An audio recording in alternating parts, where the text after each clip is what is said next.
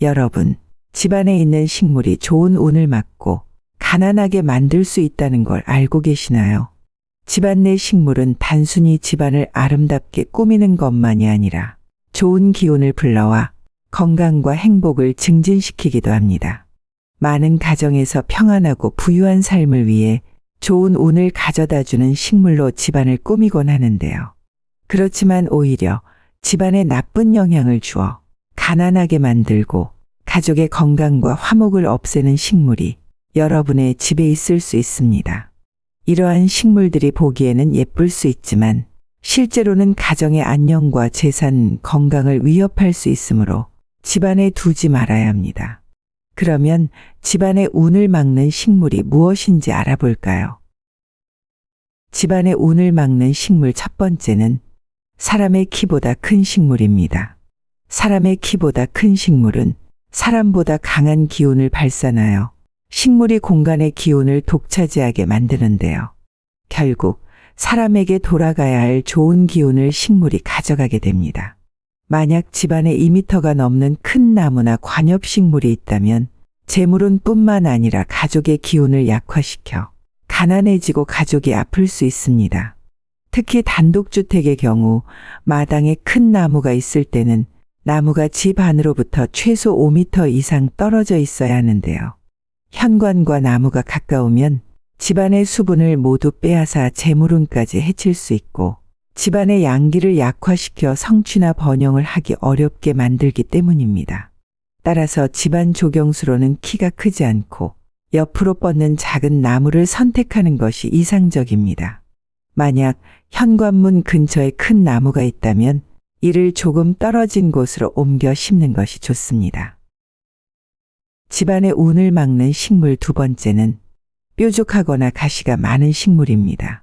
스투키나 선인장, 가시 많은 장미와 같은 식물은 요즘 인테리어에서 인기가 있을지 모르지만 차분하고 편안한 공간을 만들기에는 적합하지 않은데요. 뾰족한 것은 서로 충돌한다는 자연의 이치가 식물에도 적용되기 때문입니다. 집안에 이러한 식물들이 있으면 부정적인 기운을 발산해 가족 간의 다툼이 일어나게 하고 불안과 스트레스를 증가시키는데요. 반면 넓고 둥근 잎을 가진 식물은 긍정적이고 평화로운 기운을 가져다 줍니다. 따라서 집안에는 뾰족하거나 가시가 많은 식물은 두지 말아야 하고 넓고 둥근 잎을 가진 식물을 두어야 합니다. 집안의 운을 막는 식물 세 번째는 꼬여있는 넝쿨식물입니다. 넝쿨식물은 집안의 기를 왜곡시키고 꼬이게 만들어 해로운데요. 재물은 화목운 그리고 건강운까지 나쁘게 만듭니다. 그리고 줄기를 바닥 쪽으로 늘어뜨리는 벽걸이 식물 같은 경우 그 줄기가 바닥으로 늘어질 때 부정적인 기운을 발산해 가족의 시험운이나 성공운에도 악영향을 미칠 수 있는데요. 특히 넝쿨식물이 바닥까지 내려오면 그 기운이 바로 땅속으로 스며들어 우리 가족의 긍정적인 기운까지 빼앗아갈 수 있습니다. 이는 특히 기가 약한 분들이나 어르신들의 건강에 좋지 않은 영향을 미치며 재물운까지 땅속으로 사라지게 만듭니다. 특히 주방벽 쪽에 넝쿨식물이 있다면 이는 당장 제거해야 합니다. 주방은 집안 재물의 중심 역할을 하며 좋은 기운을 모아 재물운을 높이는 곳인데요. 그런데 넝쿨식물이 주방의 외벽에 있다면 그곳의 긍정적인 기운을 모두 음의 기운으로 바꿔 재물이 들어오기도 전에 먼저 쓸 곳이 생기게 만들 수 있습니다. 따라서 가능한 실내에서는 넝쿨식물을 키우지 않거나 잘 보이지 않는 곳에 두는 것이 좋습니다.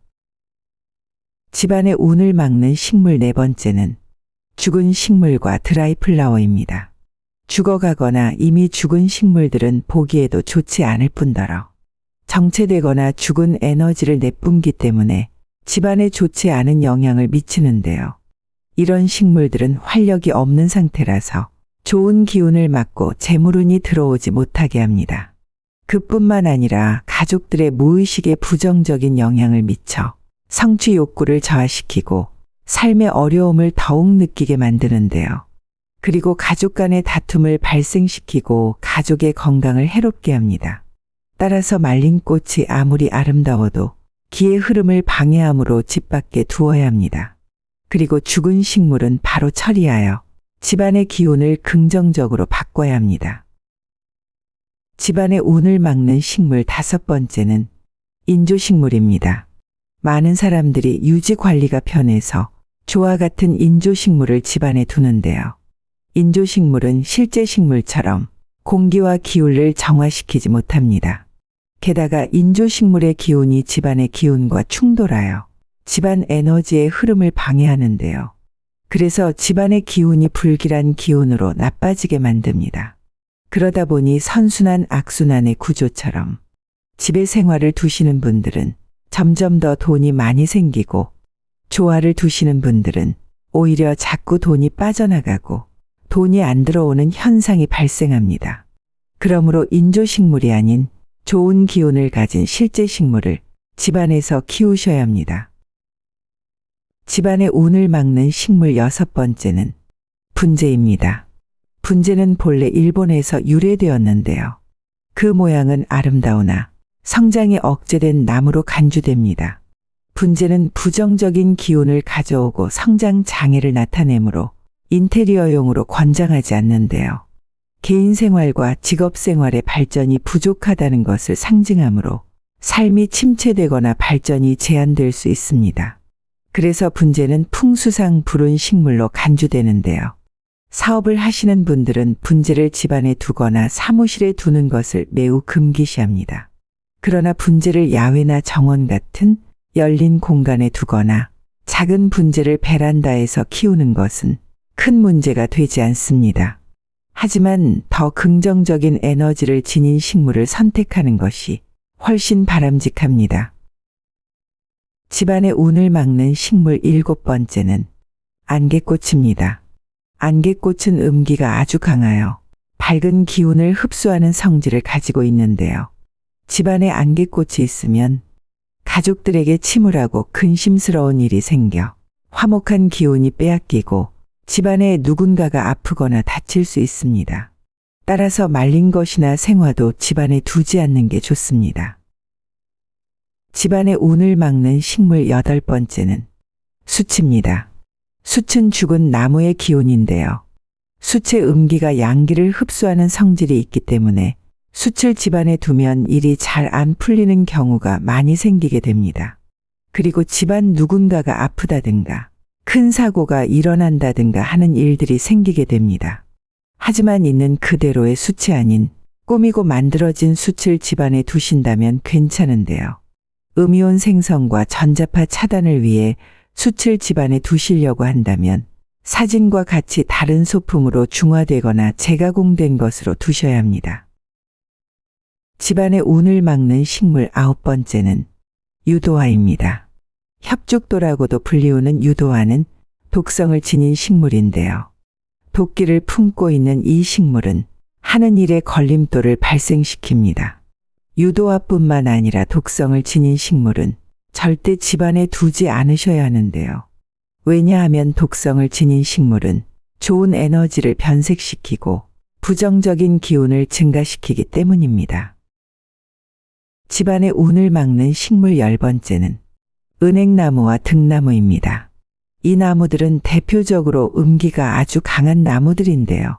일제 때 우리 한민족의 정기를 끊기 위해 왕궁을 막아 조선 총독부를 앞에 세우면서 그 주변에 은행나무를 많이 심었습니다. 또한 어느 지역이든 동사무소 가운데에는 항상 은행나무를 심어두었습니다. 이는 그 지역의 기운을 막아버리고 끊어버리기 위해서 일제가 그렇게 했던 것입니다.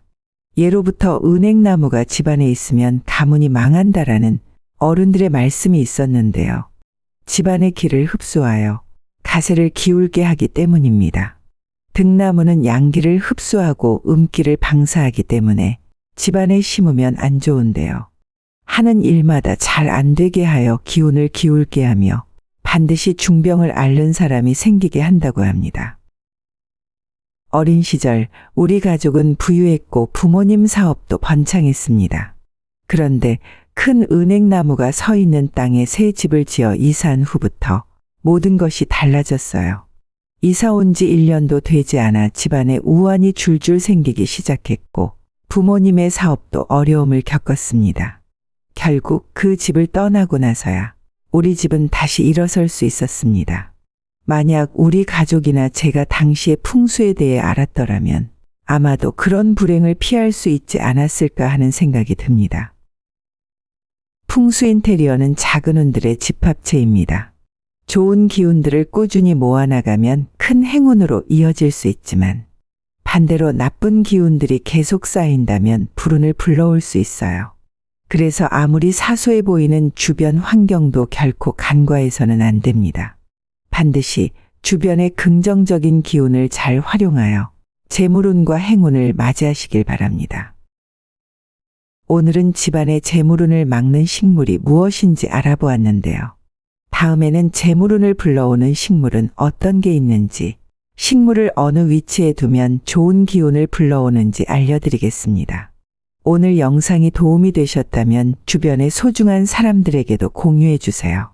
구독과 알림 설정을 하시면 다음번에도 유익한 부자 되는 풍수 정보를 받아보실 수 있습니다. 다음 영상에서도 도움되는 풍수 정보로 찾아뵙겠습니다. 오늘도 건강하고 행복한 하루 되세요.